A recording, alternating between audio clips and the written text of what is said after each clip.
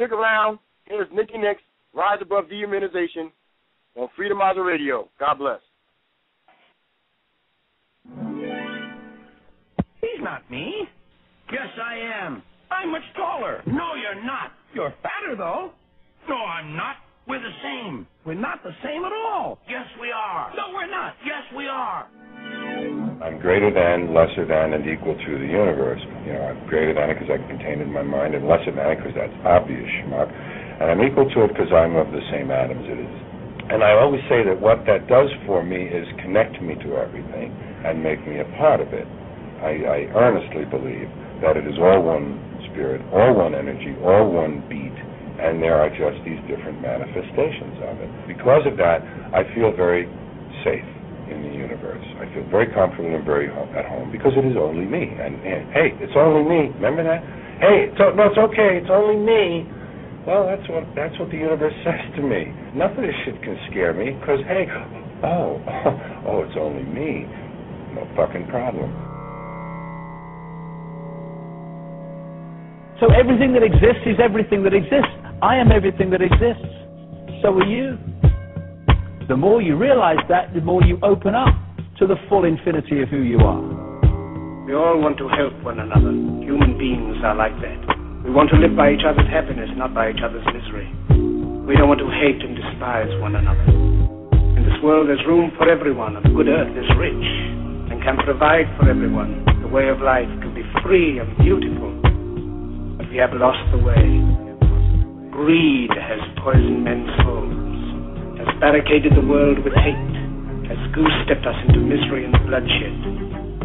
The hate of men will pass, and dictators die, and the power they took from the people will return to the people. Don't give yourselves to brutes, men who despise you, enslave you, who regiment your lives, tell you what to do, what to think, and what to feel, who drill you, diet you, treat you like cattle, use you as cannon fodder. Don't give yourselves to these unnatural men, machine men, with machine minds and machine hearts. You are not machines, you are not cattle, you are men. That is the problem. That is the crisis. It's not political crisis, economic crisis, or the crisis of war. But the crisis is in ourselves. The way out of this is the ultimate revolution. It's to be who we are and not what someone else tells us we should be. Christ, Buddhas, Krishnas, Muhammads, Wavokas, you are all the same as them. Every single one of them said that to all of you. He did not mean follow him in a religious context. He meant be the way I am. No, you listen to me. Because you are. Listen to me. That way. Go to yourselves, because that's the only place you're ever going to find any real truth. But you people sit there day after day, night after night, all ages, colors, creeds. You do whatever the tube tells you. You dress like the tube, you eat like the tube, you raise your children like the tube. This is mass madness, you maniacs. In God's name, you people are the real thing. We are the illusion.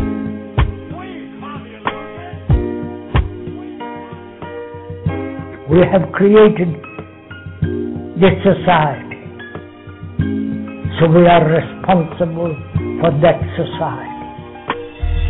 But is it possible not to change society, but is it possible to radically, deeply transform our conditioning, our consciousness, which is what we are?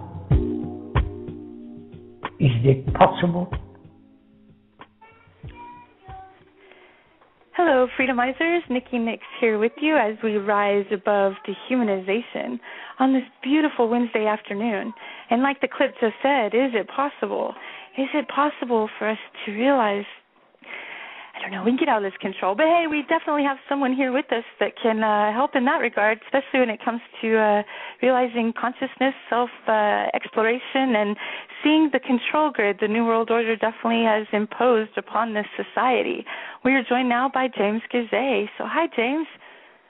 Greetings, Nikki, and greetings, listeners. It's great to be with you on this fine day. Yeah, it is such a beautiful day. You're in Arizona, right? Yeah, we're in the Valley of the Sun here, and we're enjoying the best part of the year, so we're real happy, and things are going well down here. Cool. Well, you want to give everybody a quick background on who you are and why your viewpoint is a little bit different than most? Oh, sure. As some of you know, and some of you are getting acquainted, I was a monk for 11 years. I left when I was 26, and I got out when I was 37. It took me on a journey from California to Arizona, where I spent some time as a monk, discerning the life, more as a apostol and then as a monk. Then from there, I went up to Wisconsin, and I spent 11 years banging it out, just trying to find this self-realization, enlightenment.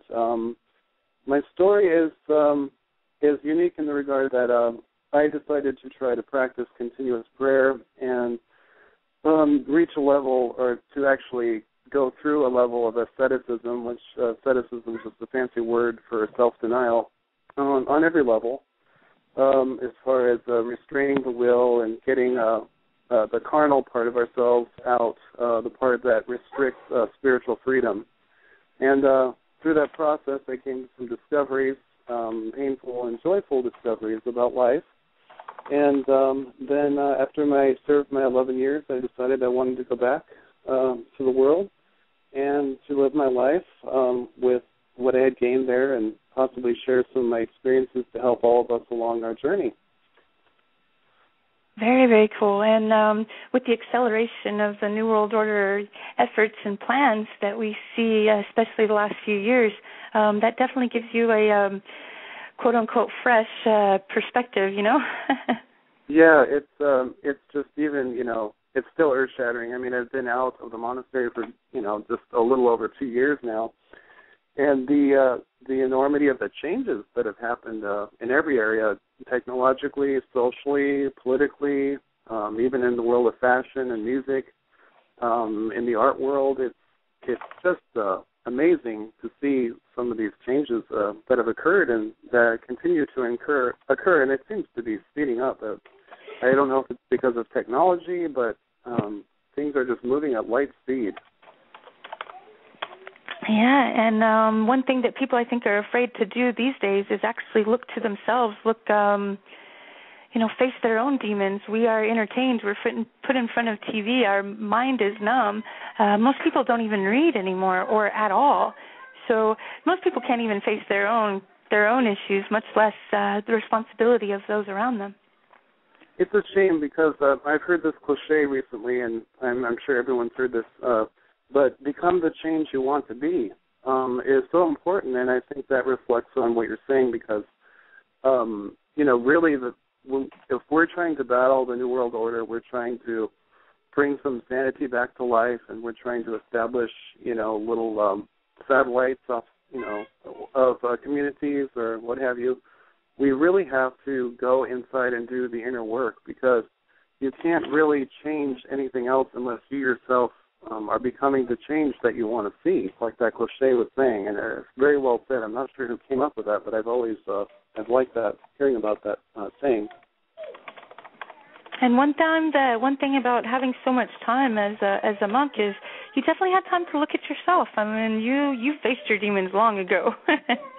I have, but it's and I can't say it's not something that you can just get complete self-mastery, unless you reach a certain level of enlightenment, and not many actually reach that. But we know these people, and we know who these people are, like Gandhi or Jesus Christ, or we know saints and different people and mystics, and they have these wonderful teachings.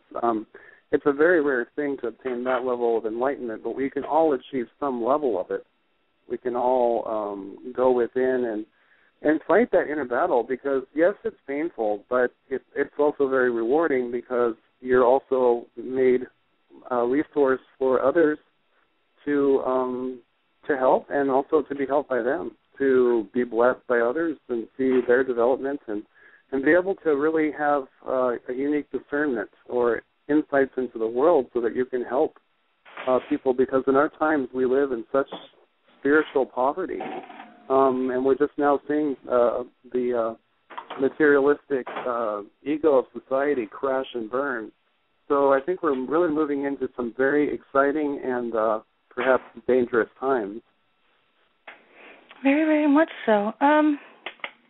Well, before we get too deep into this, just a quick question. I'm sure I asked you before, but we do have a lot of new people around. And just for those that are at the Blog Talk Radio chat room, know that you can take about 30 seconds, a minute tops, go up, do a quick registration. Stop. Ah. And once you do the registration, then you can actually participate in the chat room. So that doesn't take much, and you can always check out the other Freedomizer hosts at www.freedomizerradio.com. Yes, that is 2 R's, one for the end of Freedomizer and one for the beginning of radio. And if you have any questions for James or you just want to join in the conversation, you can always call in at 347-324-3704, and James doesn't mind talking. Oh, no, I'm that's one of my gifts. I'm a really good talker. No, I've always had a good sense of humor. So sometimes when people, they think, "Oh, you're a monk for 11 years," it's like, they freeze up, and it's like, no, it's not. Just relax. I'm just like you are. I just went through this experience. I'm no different. I'm just like you. So what was because I'm positive I asked you before, but you want to share what was the biggest, kick in the teeth of the control grid that you saw when you first, got out and started realizing things had changed so much?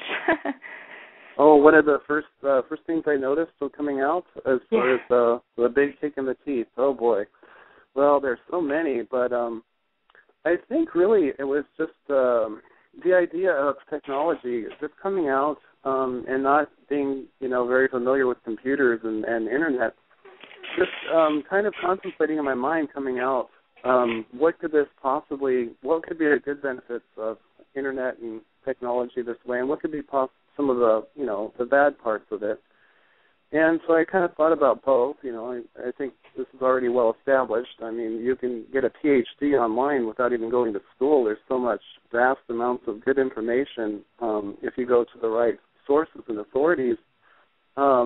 But then I saw, on the other hand, the potential that if all commerce and information and money exchange is done over the Internet, this could possibly be used by, New World Order or other, groups to control the masses of people. So I saw that was probably the first kicker, because I thought, well, what if this falls into evil hands? And then there's an incredible amount of control and tyranny that can be exacted on all people globally.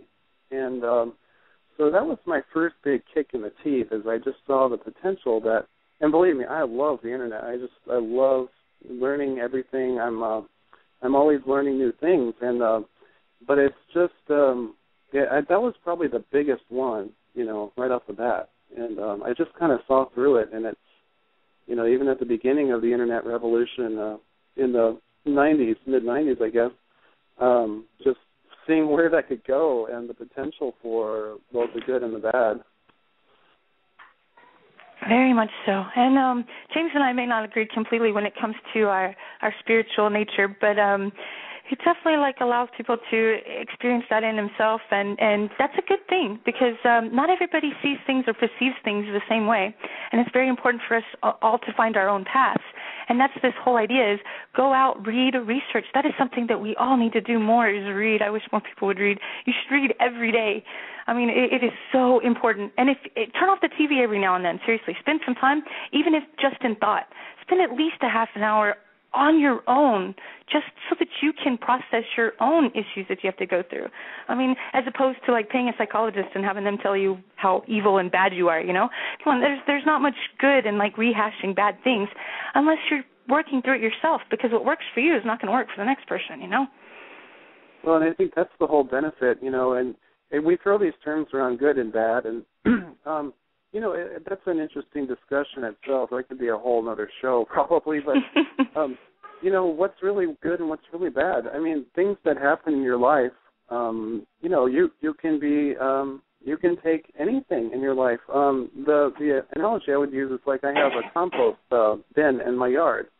So I take out, things from the kitchen that are getting old or whatever, or, leaves and different things that fall off, and I, put in different ingredients. I water it, and I stir it all up, and these dead things that are useless become very good things for my garden later on down the road, 4 or 5 months down the road. My plants thrive on it. They love it. And I think the analogy goes like this. I mean, everything in our life, both the good and the bad, is something that we can throw in our spiritual compost pile. I mean, it's things that we can use. We can turn these things that are bad. We can put them into a medium, such as a compost pile, and we can turn it. We can water it, and we can eventually use that as fertilizer to produce good plants. And so I think hopefully the analogy is coming off well, but is that we can basically just take anything.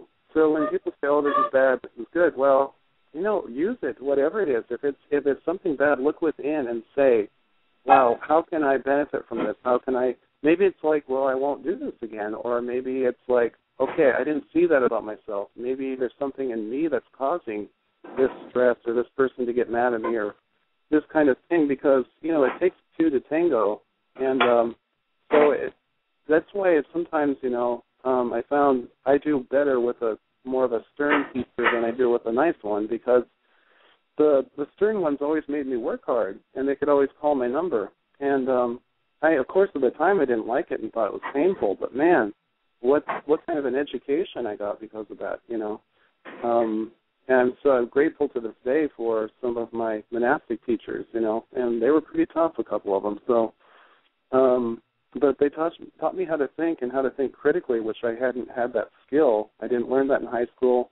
I didn't go to college. So I had to learn it a different way. And so that's the whole show in itself, I think, right there. Yeah, education, learning. I mean, and you don't have to necessarily follow religion to do this. Religious basis, I guess, dogmatic is a better word. I don't like religious. Dogmatic structure, I guess, is a better word. Kind of like the same control structures that we see in other realms of society, but people tend to confuse faith and spirituality with religion, as opposed to them having their own ideas of what faith and spirituality are, because it should never be tied to dogmatic ideas. No, well, I mean, and there's a danger. I belong to a certain church and so forth and stuff like that, but within that structure, I see, the ability to destroy the spirit and spirituality, and I see it all the time, and it breaks my heart because it's religion. I mean, church or whatever, it gives structure to the spirituality, but more often than not, the church kills the spirit. And when the spirit dies, then all you have is a bunch of rules and a tyranny. You have a control grid, a system of controlling people, and this often turns out into cults and so forth, like, many years ago, Jim Jones and, the numerous other cults that are out there.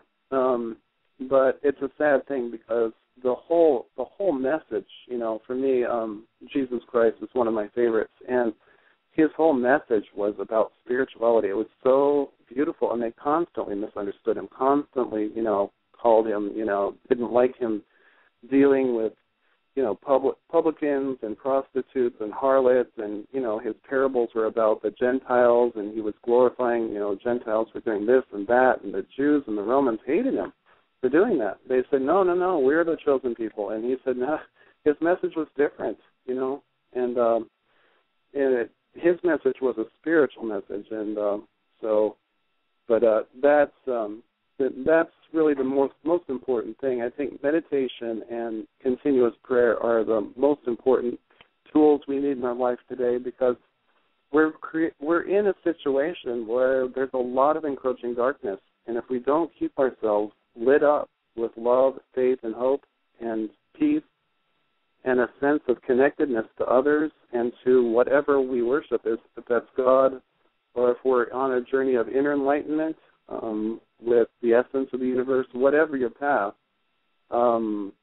it is absolutely most vital thing nowadays. And this is the thing that's really going to come to a head shortly, because as this materialistic society crashes, there's going to be a huge hunger for spirituality, because people won't know what to do anymore. They won't. Already people are directionless. They don't know what to do. The old methods don't work. The old ways of doing things don't work anymore. And so people, I think it's going to really push people one way or the other. You're going to see a lot of healthy people, and you're going to see a lot of unhealthy people, but you're not going to see so many people in between. And by healthy, I mean not just as far as physical health, but spiritual health. You're going to see a big, big polarization occurring.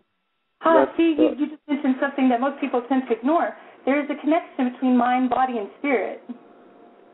Yeah, because they do influence each other, and there have been numerous studies and things that on meditation, how it improves, lowers blood pressure, improves wellness, a feeling of wellness. It actually encourages good health, these things like that. So we know even from science that, that spirituality is so important for the body and for the mind and for the soul. And, as a monk, when I was meditating and praying a lot, just tons, my mind was so sharp. I could focus on any one subject, and I could pick it up quick. Since I've been working and back in the world, my mind is a little bit more, scattered because of the stress level of life. But nevertheless, I still can retain a lot of things quickly, partially through the way I was taught at the monastery to think critically and so forth, and to be able to summarize situations real quick. But the thing is that, I can't emphasize that enough. The spiritual, the prayer, meditation are so vital. And to read some kind of a spiritual book, something, even if it's a few paragraphs a day, keep your mind steeped in good thoughts, and because you really need to protect yourself. You need to, You need to keep yourself almost vaccinated. It's not quite the word I was looking for, but it'll do for now.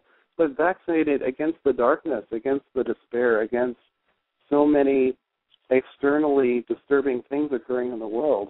And I think if we can do that, then we will be able to survive this what's coming down the road, this external crash of the new world, or the new world, the old world, and coming into the new world now. Exactly, and that whole concept, I love that, the old new world, yeah, because it's the same idea. It's been done before, whether we're aware of it, because most don't seek out our past or not. But this has happened before. There was a New World Order control system prior to the deluge, and evidence keeps trying to come back that shows, hey, and it's not, the idea of a global community is not a bad thing. The idea that we have to have a mom and dad that's in charge of the global community is the issue, because it's someone else's opinion of what's right and wrong. Yeah, that's the thing. And, this concept of a nanny state, and was, you asked at the beginning, towards the beginning of the program, what was, the big kick in the teeth. I think the second probably most important thing that I saw was the nanny state. It's just how much people were micromanaged, how civil liberties were being violated. It was a very, very mind-shattering, because I was seeing, the very liberty and constitution that I grew up to love, starting to shatter. And it was amazing to see what was occurring with that, and we don't really need government. We don't need New World Order to do all these things. We can take care of ourselves, but we have to take care of our spiritual life. Otherwise, there will be chaos, and we will need a tyrannical government to rule us. If we can't Uncle Buck, I just let you in. Your mic's open. So, hey, Uncle Buck. Or not. Your hand was up. Not going to say hi? Okay. Well, your mic's open. No, I had to unmute myself. There we go. I'm like, hey. Go ahead, sir. I didn't mean to interrupt you. Go ahead. Hello? Go ahead. Me or the monk? I didn't hear what you said, so you'll have to start over. I just got the damn peanut butter off, and yay, these people got their peanut butter, and I was listening to a little bit of the comments there from your guest, and my thing, guys, is we can talk our freaking jaws drop off, okay? But what are we doing? Like it's the Batman saying, it's not who you are deep inside, but it's what you do. Like that. Yeah, that was like, damn, whoever wrote that's right on. I mean, right on. What are we doing? Like, what are we doing? What are we doing with our action, right? Faith without works is dead. Well, Maybe another way to say it. James and his girl are ready to head over to some truck stops and start helping with the cleaning right now, right, James? Yeah, that's thanks, Uncle Buck, for the idea, because it's really cool, because my girlfriend and I are looking for a way to make some extra money when we don't have work. So we wanted to possibly get your phone number, because we're both doing it. Yeah, I will then, James.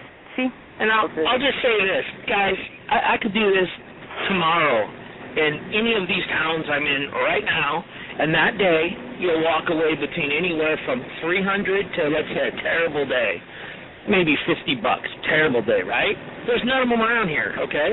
So the closest one I know of is L.A. or Tonopah, Arizona. So he's in Arizona. Easily. Okay, perfect. So the Mexicans do it down in Tonopah, okay, at the TA Travel Center. But you easily jump into a business that, you know what a grinder is, right, Jay? Yeah, yeah. Okay, you need a grinder because they spin on the high-speed revolutions. This is about doing something. And you need your buffing pads and, it's basic and some polish and rigs. And, dude, you'll make $100,000 easily in your pocket, easily, if not close to $200,000. And how much tax money you want to give up is up to you. You know what I'm saying? Oh, yeah, definitely, man. Sounds cool. So, yeah, this idea, I hear people, Joe, look at that. Screw the jobs. Make it your job. That's how we got this baby underway.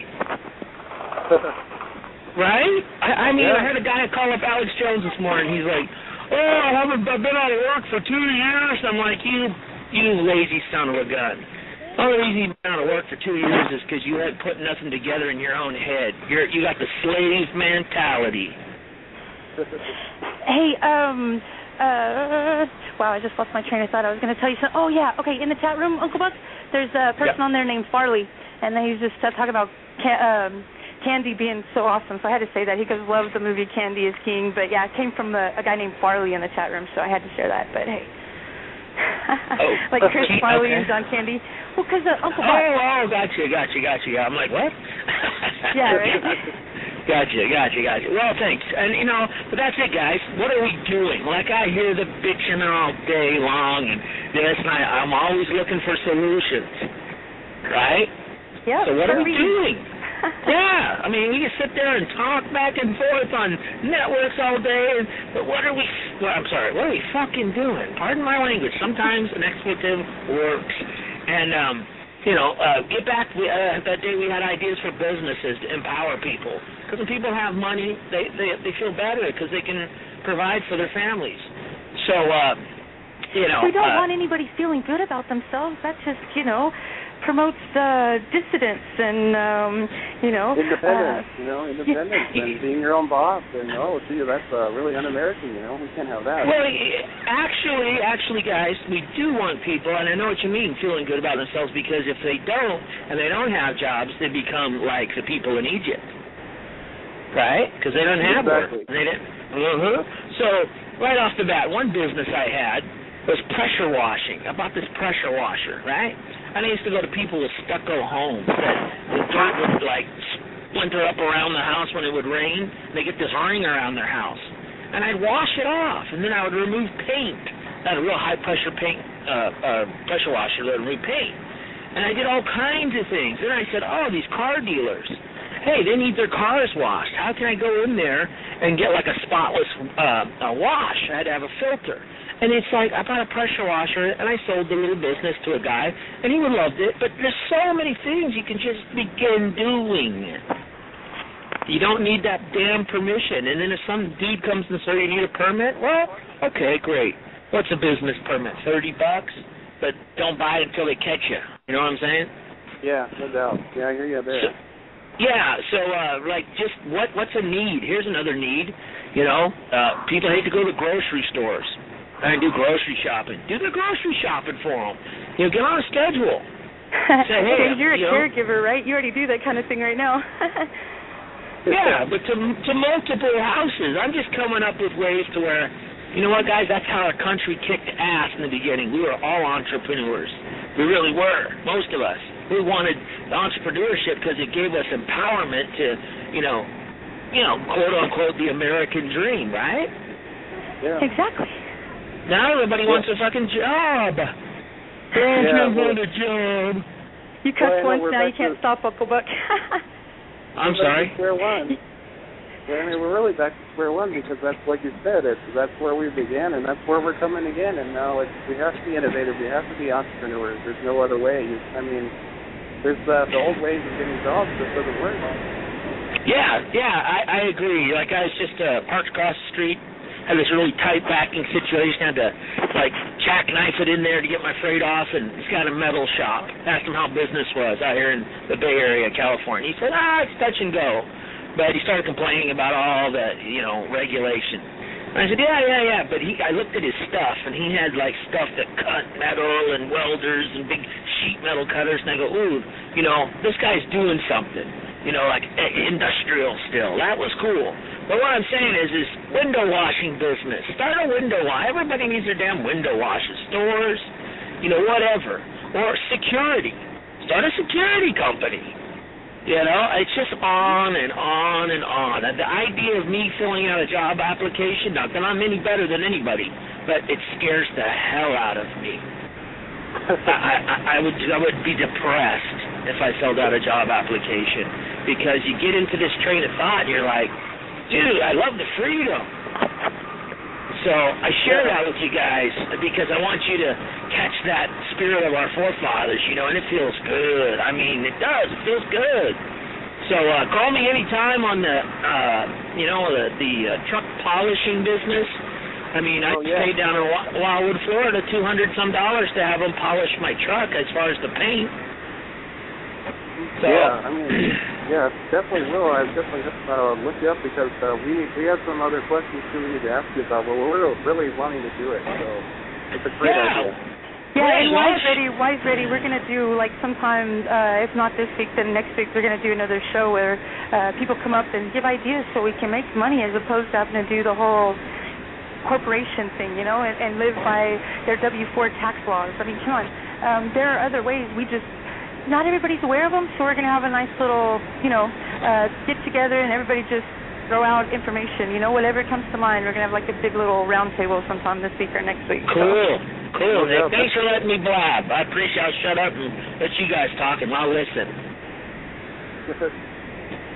All right, cool. There was one quick comment. Well, it's actually from one of my Skype things, but one of the friends listening in right now, they were saying the idea that, let me see if I can read it. I just lost it. My Skype is acting funny. My Skype went away. Okay, so never mind. I can't read the quote. I apologize. Well, never mind. Skype doesn't like me. It didn't like me Monday, and it doesn't like me today.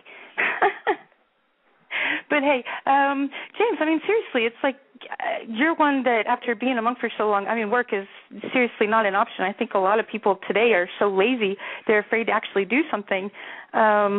It's like they'd rather watch TV. But I think if everything did collapse and say, the government was gone, the monetary system's gone, and everybody's at first sitting at home trying to figure out what to do and realizing, okay, nobody's trying to break through the door, what do I do? Play video games for a week, and all of a sudden people are bored. They're going to get out. They're going to want to do things for themselves, and things will change. We have this fear that unless someone tells us where we're supposed to go and what we're supposed to do, if we don't have mom and dad there, then all of a sudden it all falls apart. And I really don't see that happening. From your experience, what do you see? Well, I mean, I just, you keyed me in on an idea. Something in my mind just associated another idea for a business, but it kind of relates to what you're saying too, I think. And that is, survival is going to be a big thing, in the coming months and years. to learn maybe some survival skills and be able to teach your neighbors how to do that and charge them a little money or something. And I mean, how rewarding would that be to teach them how to get prepared for this external collapse that's going to occur? It's just a matter of when.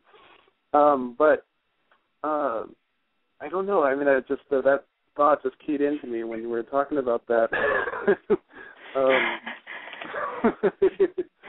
I don't know. I have to go back to. Can you rephrase the question again? I'm sorry. I just.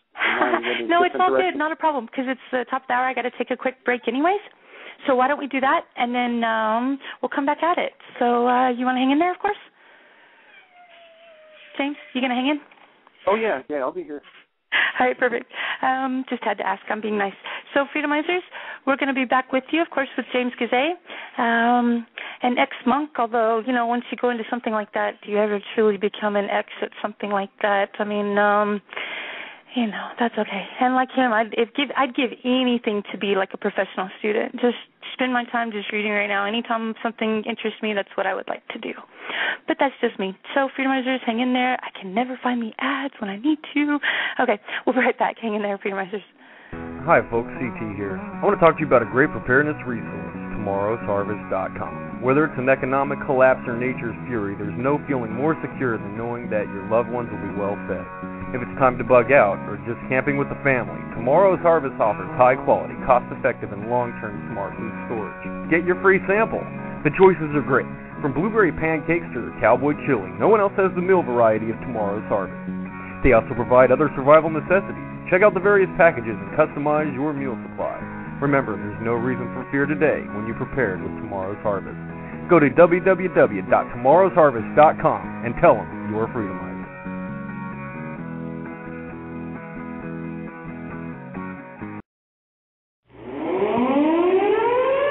This is Mercy. If you're listening to this message, warriors, you are the resistance. Warriors, you are not alone.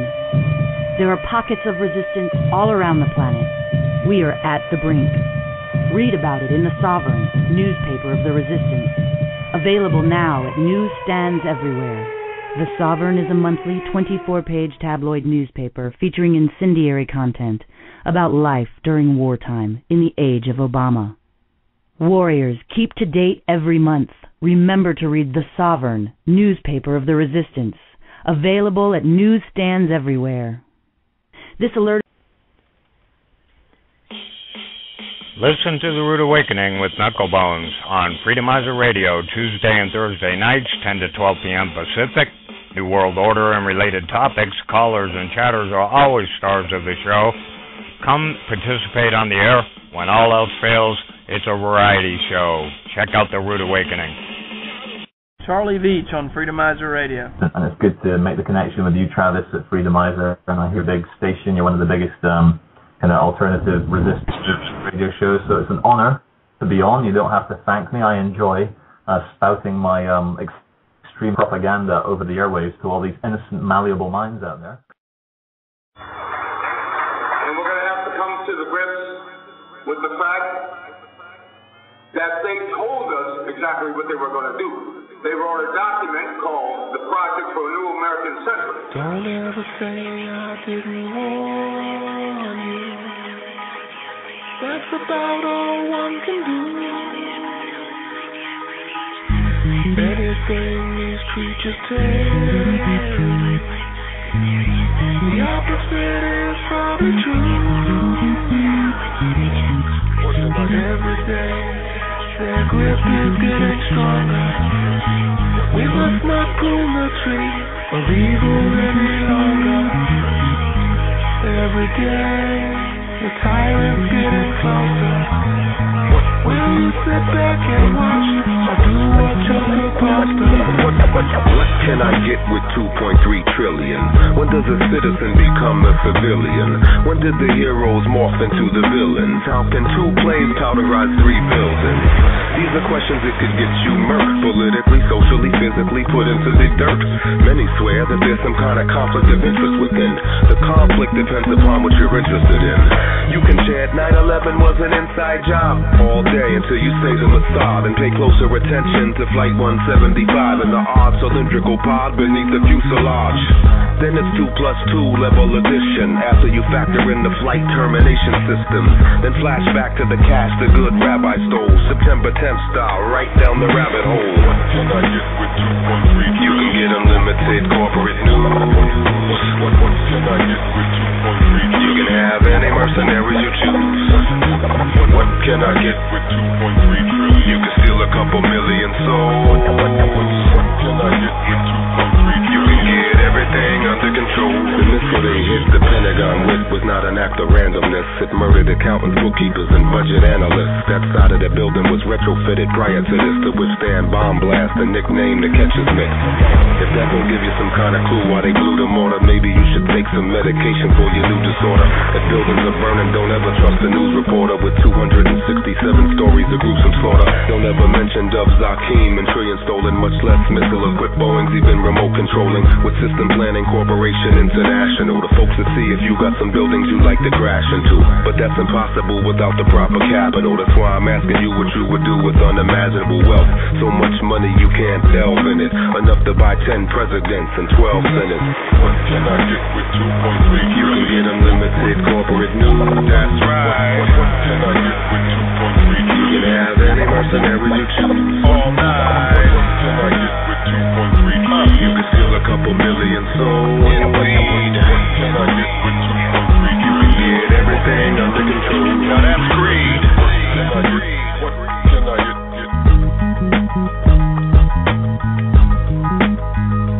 What can I get with 2.3 trillion? What can I get? What can I get with 2.3? What can I get with 2.3 trillion? What can I get? You know, it took me about a year to start hating the 9/11 victims' families. It took me about a year. And I had such compassion for them, and I really, I wanted to help them. That's about a millionth of what you can get with 2.3 trillion. Some clown named Glenn Beck, fucking with a Pentagon talking point of how he hates the 9/11 victims' families. But that didn't roll over too well, did it, Glenn? They're well aware they can no longer create a consensus as effectively as they used to. So they parade some other clown on the other side of the spectrum named Geraldo to tacitly give 9/11 truth a 6-minute segment semblance of credence, as if we didn't have that 9 years ago, dummy. The system is designed to make you think anything is funny. Pretty soon you won't be able to buy anything with your monopoly money, dummy. What can I get with 2.3 trillion? What can I get with 2.3 trillion? What can I get with 2.3 trillion? What can I get with 2.3 trillion? 2.3 trillion. What can I get?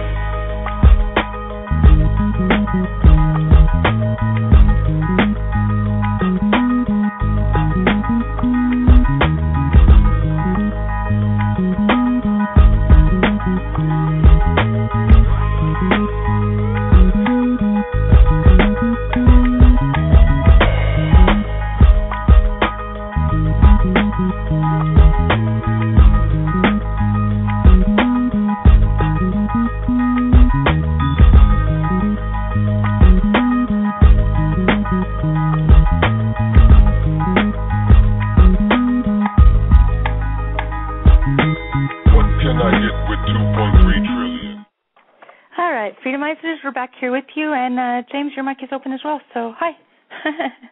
Hey, what's happening? Oh, man. So, did you hear what Obama has to borrow another couple trillion or something to for our deficit or budget because, we don't have enough money on top of the other 2 million or something trillion he borrowed last year, and on top of Bush's 4 trillion, and we can keep going, let's just borrow more money. We don't have it. Let's just borrow it. That makes it well.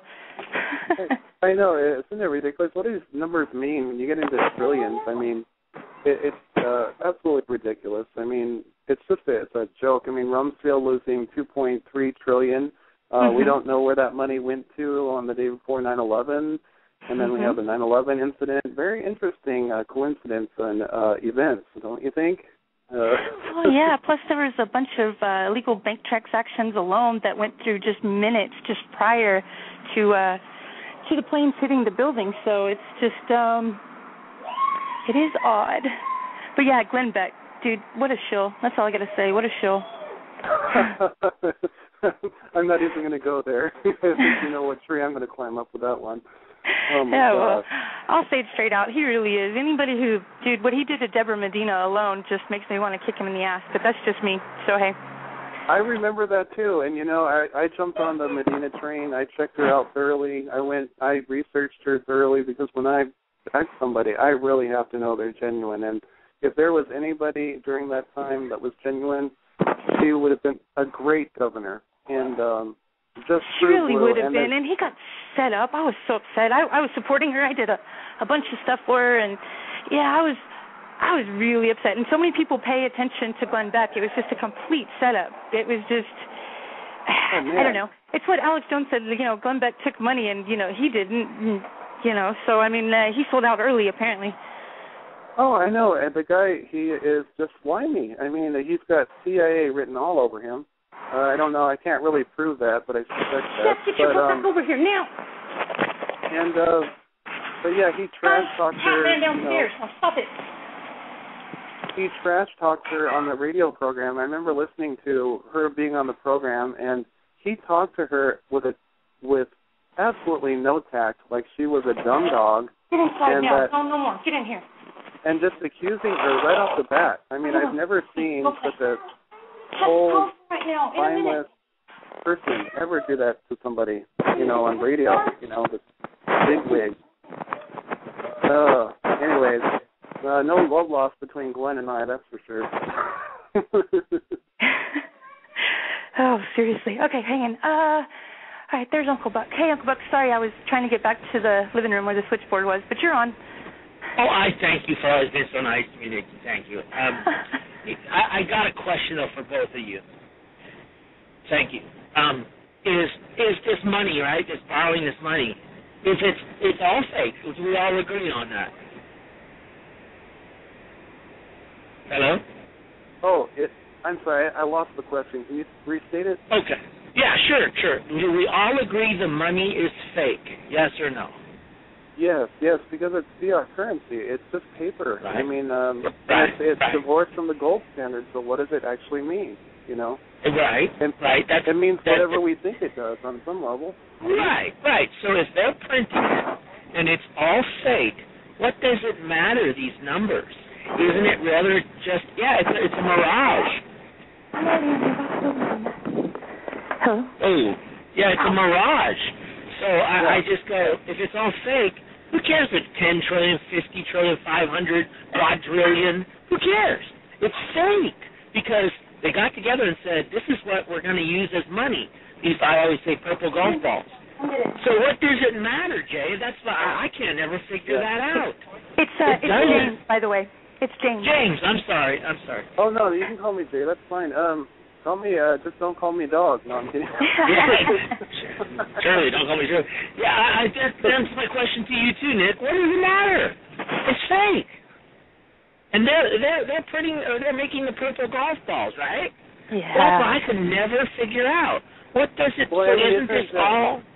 Yeah, go ahead, James. Sorry. It's no problem. It's all smoke and mirrors, really, because I think the whole agenda is to say, okay, now you guys owe this debt. You have to pay it back, so we have to start cutting our programs. We have to cut Social Security, Medicare, unemployment benefits. We have to cut the whole system down. We have to overhaul health care, and now we have to pay our debt. But wait a second. Why are we on the hook for the debt? We, the U.S. citizens. It doesn't matter, though, the debt. If the money's fake, we can make as much money as we want. Exactly. So it's an illusion. It's an illusion to get an agenda across. Mm-hmm. That's the whole thing with the fiat currency thing. It's just it's mind-blowing. I mean, because it's already been divorced from the gold standard since the Nixon administration. So Sure. it has no real value except what people give it. And I think what's going to happen when this QE2 thing finally crashes the economy is going to be that the qualitative easing too, or whatever it is. But what's going to happen is we're going to go back to trading. We're going to go back to barter system. We're going to go, what the things that we grow, the skills that we offer. These things are going to be what we're going to be trading with. Yeah, I just thought that was my question. I don't have the answer. I wondered if you two had more of an answer than I did, because if the thing is all fake, what do numbers even matter? Could be 500 quadrillion, and it's all digits on a screen, just like the Matrix, flowing. So really, it's a way to make people do it that the folks that are in charge of the purple golf balls make. It gives them the ability to do what they want. That's what I'm trying to say, because the money's make believe. I got to say one thing about it being fake, though. Here in Tarrant County, well, I'm in Dallas County, but Tarrant County is like Fort Worth. So, yeah, you know about how far away. Their government right now, their governmental offices are not being able to cash checks now, even for people who did jury duty. Jury duty checks, first they were going out 30 days late, and then about 60 to 90 days before they received them, and now even those checks are bouncing. So in the end, it does come down to, it really does hurt people at this moment in time. But that's okay. That fall is necessary. You can't have this fall and then build back up from here. At this point, it needs to collapse, and it needs to happen. Well, the state and city are not allowed to make purple golf balls. Only the Fed. Mm-hmm. So they've got to get down on their knees and say, we need some purple golf balls. Yeah, and within their means. Yeah, they took their power from them. I mean, I was at the Capitol in Sacramento, and that same thing. The vaults, you can see where all the coins and stuff used to be. Like they make dents in the big safes with the gold and silver. And, they can't print anything, so that's why the states are at the mercy of the federal government. So what about all the banks? What, Chase and others are asking for actual, metals to be deposited? Because they have... Yeah. J.P. Morgan is short because they're getting called on their silver. People want to take possession of their silver, and they're going, oh, my God, we ain't got it, guys. So, take it as a, payment, anything. Get the silver here because we're stalling as long as we can. So, that if you think about it, I'm glad we're all talking about this, but it's like, I sit there and I go, these numbers, you guys, these numbers are crazy. They matter. They're not even real. Yeah. I mean, I know there's a problem because, there's certain businesses scattered across the United States that are now saying we willingly accept yuan. I think the Chinese currency. I can never pronounce that right. And then again, China's working on making their own currency. Yeah, I mean, why not? The Great Depression, there were 3,200 counties in America, and they had over 3,200 different currencies. Or was it 320? Forgive the dyslexia. It's either 320 or 3,200. And I was listening to a deal on that, and they have their own currency. So once again, don't we get back to what is real? There's, olive oil, land, goats, pigs, sheep, chickens, gold, silver, water. We get back to what's real wealth. No electricity, no technology. If we all do that, haven't you heard that? We lose everything. Yeah, they lose control, and so I don't think it's in the best interest for them to make us go back that way, because if we went back that way, we'd take our control. So the only agenda I can think about, it makes sense, is the global depopulation to make these wars, because we got to thin the herd, baby. Because if these people start getting a wind of what's real, we lose our power. Yeah, and it's happening. I mean, it's starting to break up. I'm not sure they can even control the fallout from what's going to happen. There's going to be chaos, and I'm not sure they're going to be... But, and some people tell me this, so on the flip side, which is that's exactly what they want. They want to bring order out of chaos. So they want to crash everything. Right. I totally agree with you. That one comment that was sent to me, it's like, I wonder how that would affect people's taxes that have returns coming for like $8,000 to $9,000, Very interesting, yeah. Well, the taxes are really to make people get up and go to work, right? You got to get up and go. Yeah, so if that's control. If we don't make these people get up and go, they'll pay attention to us. So it's not in their best interest that we all don't have any food or housing unless they want to get real rugged with us and, you know, kill us. Yeah. Yeah, I mean, yeah, go ahead, James. Oh, no, I just, well, I was going to say, but that's, and it's, the thing that they don't realize is that I don't know how populated guns are in Egypt during the you know, the riots that took place there, but, I mean, this is going to be a bloody damn battle. I mean, they had swords instead. They were slashing people with swords. Yeah, I mean, the state of Arizona, we have the most liberal gun laws, I mean, of almost any state, probably maybe the most, and I know, like, all my neighbors, they all have guns. And, I mean, if they try to crash this thing down, I mean, there's going to be such a mighty resistance. I don't know. Sometimes I wonder if the New World Order is, like, doesn't know what the left hand or what the right hand is doing, you know, however that saying goes. I mean, the left hand and right hand doesn't know what the left hand is doing. Well, they're a power system being controlled by a few at the top, and they still have their own agenda and ideas, so they're trying to take control from those that have control and let them believe that they were in power. So they're trying as well. Everybody from the top down in that system is doing that. Oh, yeah, no doubt about that. I mean, so I'm just wondering what playbook they're running. I mean, is it to bring, you know, order out of chaos, or are they just completely crazy? You know, they don't even know what they're doing anymore. Or is it like the mafia families? They're all fighting over who's going to be the top mafia family, right? Yeah. Unless exactly you're a like Rothschild, you're not in control. Plain and simple. If you're not part of the Red Shield, you're not in control. The Red Shield has always had that control, and they are the ones that have this need for power. See, the rest of us, we have a natural want and ability to take care of each other, to love each other, to be communities. The powers that be, the elite, the blue bloods, the Rothschilds, which they all go back to the Rothschilds. Sorry, anybody else who thinks they're that top, they're not. You go back, they're the ones that created the banking systems, they're the ones that created the money, and they worked both sides of the war, they fund both politicians, both sides of our so-called choices. They do all this just to keep their control over the people. The whole idea about collapsing this money system is so that we're all stuck in the FEMA camps until we get gassed. I'm just saying. Oh, yeah. No, well said. I mean, you know, you can look back at World War II. I.G. Farben was building military tanks for both the Nazis and the Americans. And I.G. Farben, I think they became, IBM or associated with IBM. It's all there. The information's all out there. I mean, and definitely well said. I mean, they're playing both sides. And just like they do the Republican-Democrat, thing, and try to polarize people, because the truth is not in either way. There's parts and pieces of the truth in each party. But it's all built to divide people and fight over stupid things that really are not the important issues. Very, very much so. Now, I was earlier in the show, they were talking in the chat room about Zeitgeist and things of that nature. And I just wanted to say, the powers that be, the reason why we become so, I guess, allowing things to happen, we become so just, hey, Mom and Dad, you'll take care of us, security's better, is because, they show us little clips, little ideas of what the world will be like when everybody else is gone. So you they'll send you the Venus Project, and look how we can work with our community and we can build all this.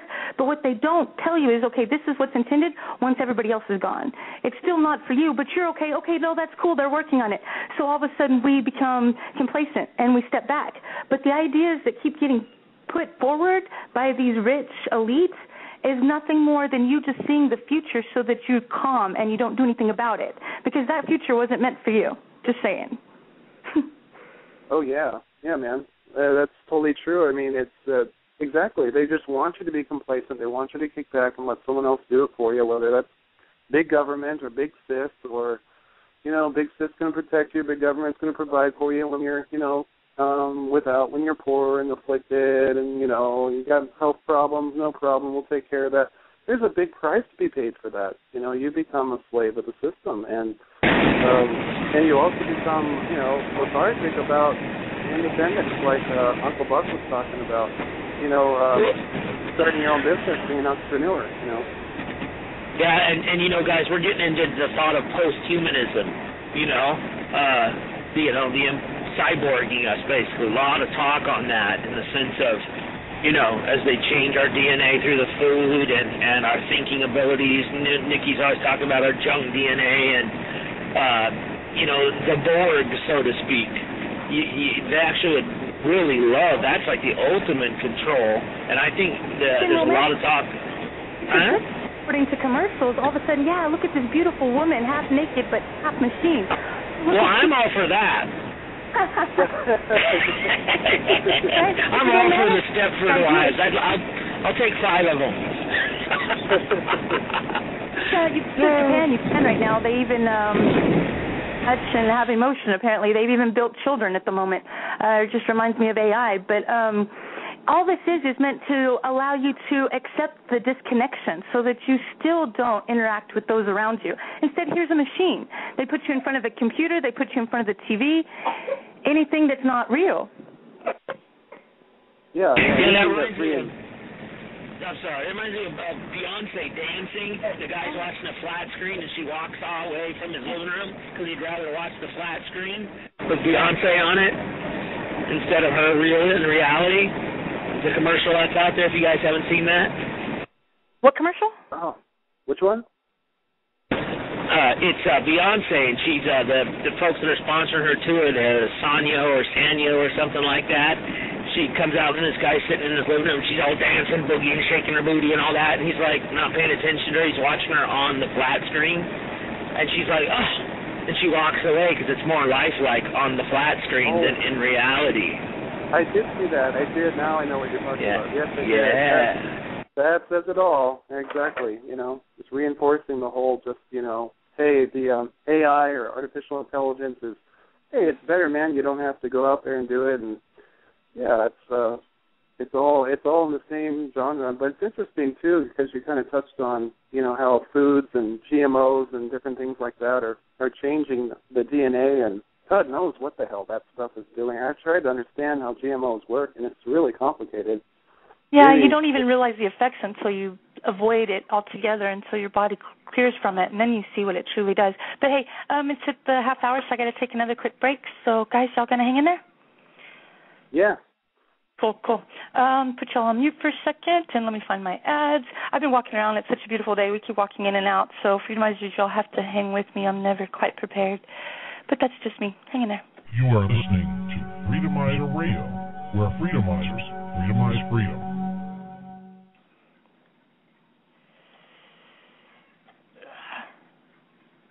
Yeah. Put on those tinfoil hats, sit back, relax, because guess who's back? That's right, it's the conspiracy theorist with another round of the soft kill weapon. The best conspiracy show on the net and beyond. Check Freedomizer Radio for time and date of broadcast. And all call-ins are welcome, as well as mandatory. Hey, Freedomizers, have you started your food storage yet? Are you dehydrating your own organic fruits and vegetables? Proof Negative here is going to tell you to check out dehydrate2store.com, where Tammy is going to show you how to dehydrate your own fruits and vegetables so that you can have the best food storage possible. Why waste money on inferior products when you could do it yourself? Easy. Check out dehydrate2store.com. Hi folks, CT here. I want to talk to you about a great preparedness resource, tomorrowsharvest.com. Whether it's an economic collapse or nature's fury, there's no feeling more secure than knowing that your loved ones will be well fed. If it's time to bug out or just camping with the family, Tomorrow's Harvest offers high quality, cost-effective, and long-term smart food storage. Get your free sample. The choices are great. From blueberry pancakes to the cowboy chili, no one else has the meal variety of Tomorrow's Harvest. They also provide other survival necessities. Check out the various packages and customize your meal supply. Remember, there's no reason for fear today when you're prepared with Tomorrow's Harvest. Go to www.tomorrowsharvest.com and tell them you're a Freedomizer. The greatest form of control is where you think you're free when you're being fundamentally manipulated and dictated. One form of dictatorship is being in a prison cell and you can see the bars and touch it. The other one is sitting in a prison cell but you can't see the bar, you think you're free. What the human race is suffering from is mass hypnosis. We are being hypnotized by people like this. Newsreaders, politicians, teachers, lecturers. We are in a country and in a world that is being run by unbelievably sick people. The chasm between what we're told is going on and what is really going on is absolutely enormous.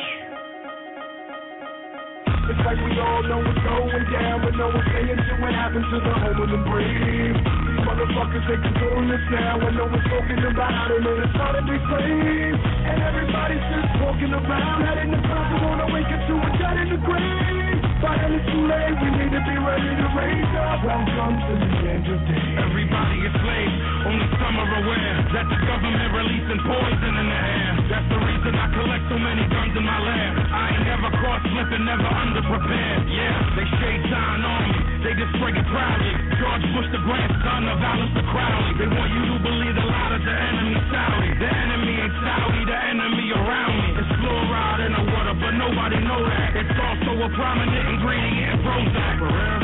How could any government bestow that? Apply people who believe in political throwback. That's not all that I'm here to present you. I know about the Black Pope and Solomon's Temple. Yeah. About the Vatican assassins and how they will get you. And how they cloned Barack Hussein Obama in a test tube. It's like we all know what's going down, but no one's saying shit what happened to the home of the brave. These motherfuckers, they controlling us now, and no one's talking about how they made us all to be slaves. And everybody's just walking around, heading the time to wanna wake up to a dead in the grave. By then it's too late, we need to be ready to raise up. Welcome to the end. Whoever built the pyramids had knowledge of electrical power. And you know that that's the information that they suppress and devour. Who you think the motherfuckers that crashed in the tower?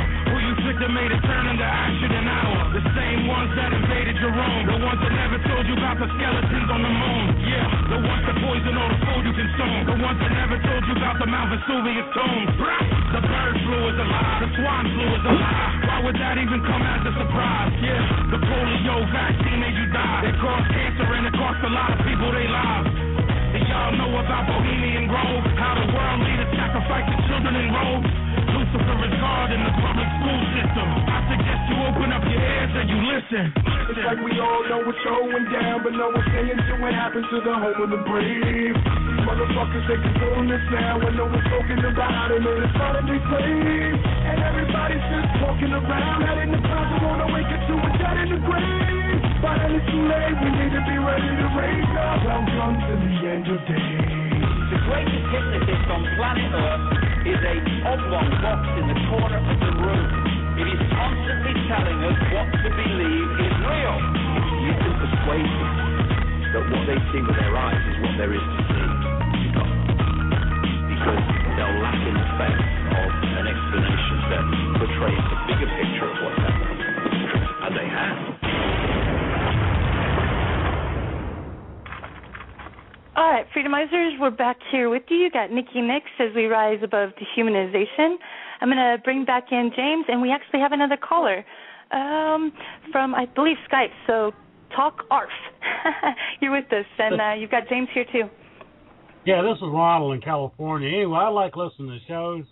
I'm a cartoonist, so I always get visuals in my head of things I think would kind of straighten this country out. I usually draw them, but anyway, this one I've had in my head lately is, you know how the Congress and all the people up in Washington, you know, they make it so these companies can go over to China and get the lower labor, you know, and export the jobs. So I'm thinking, well, you know, I got a better idea, and why don't we just export our House of Representatives and our Congress? Why don't we just send it all to China? And the visual I had in my head is, instead of giving them all the fancy furniture and and all the stuff that they meet in, put them in a big warehouse, you know, with the high ceilings and the sodium vapor lamps, and give each congressman, you know, a bunk and a little box to put his stuff in. And if they want to write laws and they got to work 12 hours a day, we get rid of all the, the vacations. What is the time they take off? And we just give them all one of those, pads of paper and some plain old black ink pens. And instead of the fancy furniture, we just set out the folding tables and kind of arrange them in a circle and give them the hard plastic chairs to sit on. And my idea is that if they can't get busy and come up with some really neat solutions to get the country straight, that they don't put in there 12 hours a day. And on top of that, we just give them a basic shower. We don't really heat and warm the place. We just keep it fairly comfortable. And we dress them in those cotton garbs you see in communist China. They all dress the same. Yeah, like our school system today. And for the medical care, we just give them the basic vaccines they would give the poor people over here. And like I say, if they can't get in there and write those laws and get them right, well, then they're sent to a camp where they can break some rock or something until they can get their story straight. So that's my suggestion. And, we could, give them, $3 or $4 an hour or something like that. And we feed them, too. We just give them rice and really basic substances. And they convene, they have to write on paper. No computers. But anyway, that's my suggestion. And I just wanted to share that with you. Yeah. Well, I mean, it's probably a lot better than what they're doing in Washington. I mean, by sending them away, I think we'd all be a lot better off. Definitely. Yeah, when they become public servants instead of rich millionaires, that word used to mean something, public servant, I know. That used to be what they were. They used to be public servants. They served the people. And they've totally forgotten about that, evidently. I mean, it's evident every day. Yeah, the lobbyists came in and said, hey, here's a check. They said, okay, yes, sir. It's like, do I have to bend down all the way to kiss your ass? I don't know. What else should I do here? Yeah. Anyway, that's the visual I had in my head, and I just wanted to, I want to log out here and keep listening. Thanks for taking my call. Yeah, thanks, Arnold. We really appreciate it. All right. So, James, what do you see us being able to do to maybe get around this control system, or at least become more aware of it? Because knowledge is definitely an important factor when it comes to us having any seeable or accountable difference than what we have now. And accountability, responsibility, it's something that I think especially the powers that be in our government tend to ignore their true meaning. Well, I think really, it's hard to escape the whole control grid because we really do live in 1984 and Brave New World, those famous books. Important reading. If any of you have not read those books, please, read those books because what you're seeing is those things occurring. But I think really little by little. We have to start little. We've lost a lot of ground, but we're also gaining ground. And I think it's meeting your neighbors, it's establishing community, bartering, learning some skills that you can use to live off the grid, protecting your family, being prepared, being sober, but preparing, not, don't be scared and afraid and everything because that's exactly what they want. But you both, get yourself prepared, get everything together. Can you live off the grid? Can you get to a place where, you'll be okay, you'll be unharmed? Can you be a benefit to your neighbor? Can you help them? Can you establish communities? Politics, I'm not so sure if we bark up that tree we're going to really go that high. It's so corrupt. It's not necessary. Everybody thinks that we have to be controlled, and it's not necessary. Not at all. And it's just establishing and helping people to become aware of what's going on, and also forming, my girlfriend and I, Yvonne, we go to the libertarian meetings, and we meet all the people there, and they're not just libertarians, there's all kinds of people, Christian people, good people, people concerned about where we're going. We get together and we talk about ideas, we form communities, and it's a great network because, if things go down, that we have people that we can count on, people we know, people of good character, people of sound mind, good judgment, and, so little things like that, and then just, getting people acquainted with what's going on, and, definitely just being prepared to survive, and the spiritual thing is so important because when the media crashes or they take down the internet or, they take down all this crap, all the electricity and everything, you've got to have something inside of yourself. You've got to have inner power. You've got to have, strong faith in God or a strong faith in what you believe in because it's going to be tested. So, and I think that will be, you'll be a light to people. You'll be able to help people. Because because there's going to be a whole lot of lost people, when this thing happens. But I think, that's where I would go, with it. Yeah, and then, okay, if we want to get into this whole idea that we don't have to be controlled, and I think that's very important for us to understand, is that people are so scared. They've been watching too many movies and too many ideas have been forced into their head that most people don't even have their own anymore. But this idea that if everything goes away, if the monetary system collapses, then, hey, you better watch out for your neighbor. They're going to come after you. You've got to lock your doors then and make sure you got your gun ready because, people are evil, people are bad. But does anyone ever stop and realize, hey, people are people. They are just like you. And as much as you want to take care of you and yours, like your family, and the ability to keep moving forward, say living, like eating good food and not necessarily what the government says is good for you, but to be able to keep moving forward, everybody else wants the same thing. It is natural for us. We actually need contact, community, interaction. It's something that we seem to keep losing. And I promise you, if it all goes to hell in a handbasket or whatever terminology you want to say happens, or, the big destruction, 2012, whatever, that new fault line rips the U.S. apart. Ooh, we're never going to be able to do anything. No. People are people. We naturally want to take care of each other. I naturally want my son to live a good life. I want my neighbor to have a good life, too, for her son. It's not that, that I automatically, I got to, raid her house and take what she has because I don't have enough. Come on. We are not naturally like that. The only time that goes on TV, you only see one or two people, and I promise you they were probably paid by the news station anyways just to make it more entertaining. But, hey, people want to take care of each other. Well, I think, I believe that too. I believe people are naturally good, but it's the fear-mongering and stuff like that, like you're saying, getting, these ideas into people's heads that they haven't really thought out, these sound bites that they hear on the news or TV, and, there are ways to, to definitely reach out and, extend, to speak to, what's that saying Abraham Lincoln said, President? He said, to speak to people's better angels, because there is that good part inside of each and every one of us. And to really, to look at people, that there is that goodness in them, and to bring that out by you yourself being that kind of goodness, that kind of positive energy. Because you can actually do it like Jesus suggested, take the power into your own hands, that you can do what I do is what he said. I mean, it's like, so you're the Son of God, no, I'm the Son of Man. You can do this as well. Don't follow me, do it yourself. Realize that we all have that ability. He was a great teacher, and I wish more Christians would actually pay attention to what he said.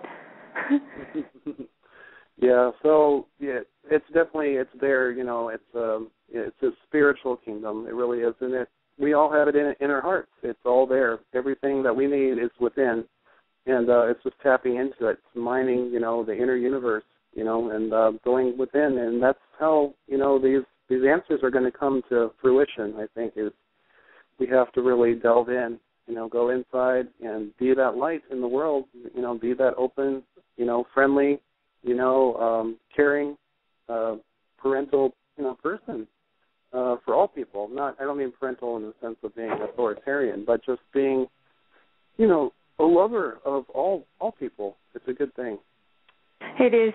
That's what I did. Like on Monday, I had an anti-Valentine's Day. The idea that love has been controlled by Hallmark, which, by the way, Valentine's is a Hallmark holiday. They literally invented it and started it to sell cards. No joke. Just saying. But, the whole idea you watch, flowers wilt and candy disappears, and love has to be continually rebought. Love has become something other than what it truly is. We've been confused even with the core basis that makes us all people. Love is one of the most important things, and it's not just between man and woman, between man and man, woman, whatever, adults, It's between everybody. It doesn't have to be a sexual, lustful relationship to have love. We should have love for everyone. It is natural and there always for us. We just tend to ignore it and say that, no, it's got to be something else. Hallmark says it belongs in this card. Exactly. Yeah.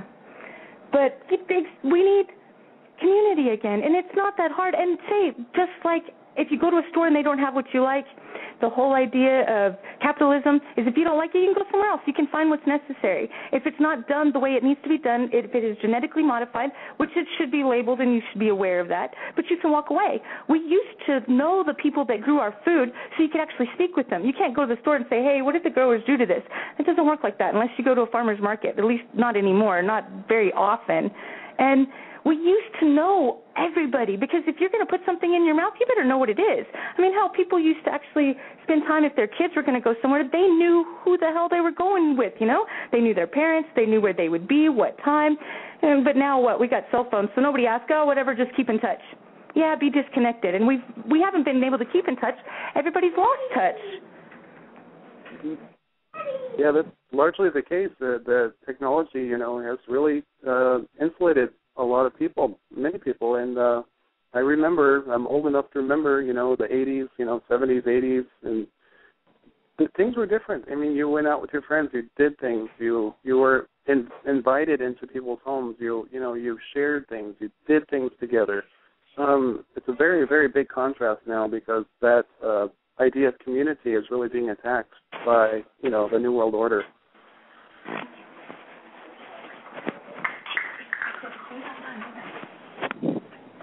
Exactly. And what, did it take you being a monk all this time to find that, or did you have any of this idea beforehand? I mean, seriously, like most people think, hey, that was most people that go into something like that go into it with that being their life focus. They knew from when they were kids. So, I mean, did you have this understanding before, or? Well, I mean, as far as community, I could see during my moments or my months before I became a monk and decided to seek spiritual enlightenment, I thought I could see the diminishment of community. I could see it already occurring, but so part of actually going to get away from it all was actually to rediscover it again, to rediscover community. And I learned in a unique way in the monastery communal life, and I learned how to trade and to share and how to be involved with what we did. And so we had our own little world, for lack of a better word, but it really taught me the importance of community. Sometimes, you know, it seems like a paradox, but going away, you actually start to realize the importance of community. And I rediscovered it in a different way.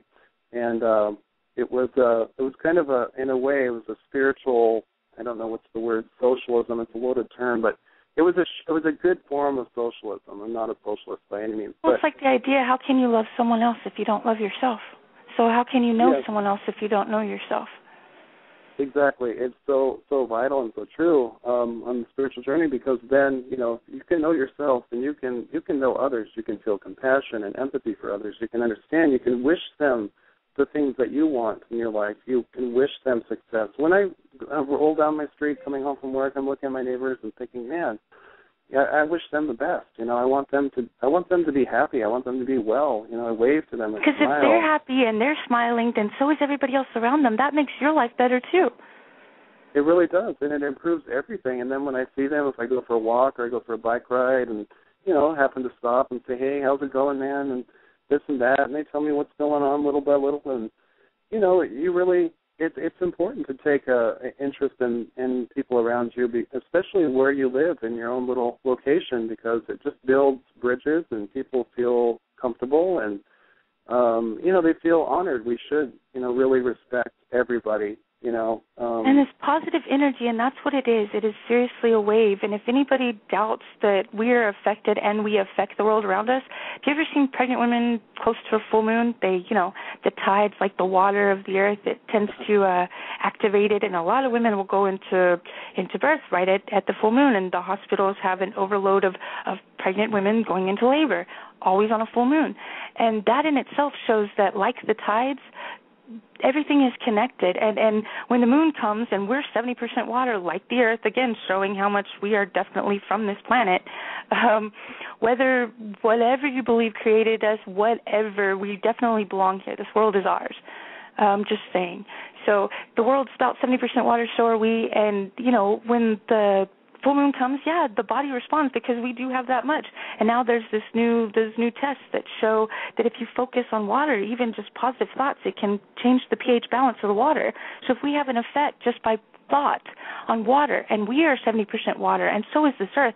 Imagine how, if you just think positively, the change and the effect that it has, not only on yourself, but just on others, just by the whole idea of the water itself. You don't even have to take it further than that. It's very simple. Just there. It affects the pH balance. And if your pH balance is in a certain level, then you can't even get cancer. It's impossible. Your body has to have like a certain deficiency for that to happen. And that's a great thing, and it's something small that we can all like start with. Yeah, that's well said. That's actually a fascinating topic. I'll have to look that up sometime. But yeah, because like you talked about, cancer can't survive in a alkalized body. You know, not overly alkaline, but enough so that you know that there's enough air and other things in the body. Because you know, but anyways, that's a whole different subject. But but it is fascinating what the mind can do, how it can change things. Like you beautifully said, it's so important. It's really so important to really look people in the eye. That would require actually using it, right? Instead of being numbed and entertained by TV, you might actually have to think every now and then, huh? Yeah, you might have to think, and you might have to, you know, suffer yourself to go out and meet people, and, you know, you might not be feeling like you want to meet people, but just do it anyway. And you'll be surprised what happens when you smile and make eye contact with people, you know. The beautiful things that occur, you know, people, they all want to be noticed. And those that are negative to you, that's the thing. If you look at it like energy or waves, like polarities, you all automatically push away. That's fine. But you also have the pull for those that have a similar or like, you know, frequency. So you'll pull in people, and all of a sudden synchronicity and other things start happening. But you'll pull those that need to be close to you because the energy is similar or is you know, compatible. And those that aren't compatible, you tend to push away, like opposite ends of, or the same ends of like positive and positive on a magnet. You know, they'll repel each other. We are the same way. Yeah, you know, and they used to. It's a funny thing. I remember in elementary school, you know, one of the big comebacks, like if you were insulted, kids would say, "It takes one to know one," you know, and it's funny. But if you think about it in a different way, I mean, that's how you recognize people that are waking up or people that are of similar mind. Is that when you do make that contact, you, like you're saying, you can recognize the people. You know, people come together. Like recognizes like, you know, and it's really, really important to be aware. James, we're just about out of time. You want to say, we got 90 seconds, so you want to say something to everybody and maybe drop the link to your Facebook page in the chat room? Sure. Well, I just would like to encourage everybody to definitely make, number one, priority your spiritual life. And the second thing I'd like to emphasize, and again, is just get to know your neighbors, you know, establish connections, get to know everyone around you, honor and respect everybody, and you know, go along. We have a positive message. We have a good message. The New World Order can only succeed if people live in fear, and that's how the tyranny will go forth. But as long as there's little pockets of, you know, for lack of a better word, resistance, we can definitely, you know, make some changes. We can really give them a run for their money, and that's what I'd like to say. And then, if anybody would like to friend me, I'm on Facebook, James Gazay, James, and then Gazay, and we can go from there. And thank you so much, Nickie, for having me on the program. Yeah, and shortly after, you want to give me a call, and I'll get you the Uncle Buck information. So you want to just call me in a few minutes? Sure, excellent. Cool. Well, hey, everybody, this has been Nickie Nix. 10 seconds. We rise above dehumanization. So, hey, we got Joanne Moretti and the Liberty Underground coming up with the Moretti Report. So, Freedomizers, hang in there. And I'll see you on Friday. We've got Damon Watson coming in. It's going to be, I think, 3 hours of, 3 hours of secret society information. So, that'll be happening Friday. So, guys, hang in there. And it's been fun. See y'all next time. The greatest form